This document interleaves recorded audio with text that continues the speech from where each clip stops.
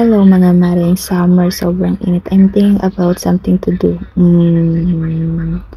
I have old mini dress here. Maganda siya pero mainit tignan at pagsuot. Look mga maring. Isn't good mini dress. I try to put on again. It's a long sleeve too. It's really beautiful mini dress. The design is good too. Wait.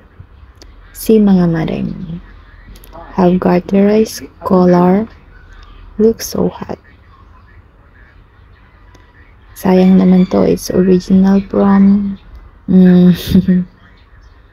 But no problem. I will make new comfy look later. Let's go mga maring.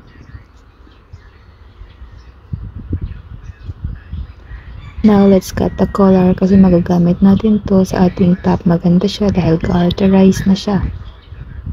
Be careful sa pagkat iwasan ko magupit ang label. At ito yung gagamitin natin sa top sa front niya. Andyan pa rin yung label. Then, let's fold the dress. Kailangan pantay ang fold sa gitna. Let's cut the long sleeve. Wait. Pantayin natin para di hassle. Then cut. Ito na siya. Then let's cut again the long sleeve. Yung baba kasi magagamit natin to sa dulo ng sleeve. Diyan natin ilalagay yan. Now we cut the half of the mini dress. Let's cut nicely. Diretso lang, iwasan natin yung small garter niya. Ito na yung magiging skirt niya.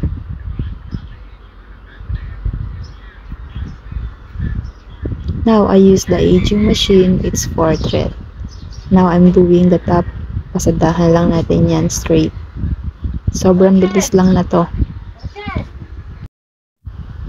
And now, it's time sa skirt. At ito, seryoso na ako dito. Ayan, pasadahan lang natin yan.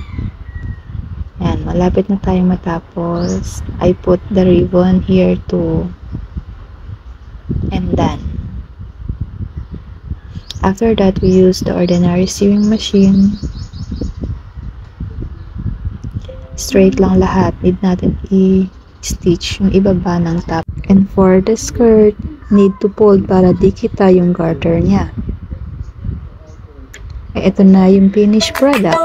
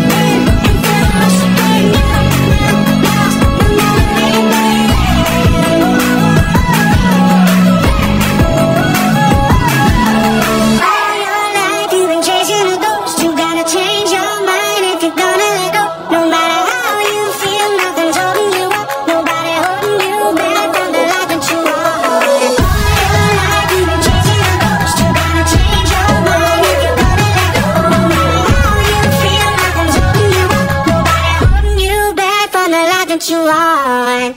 Ooh.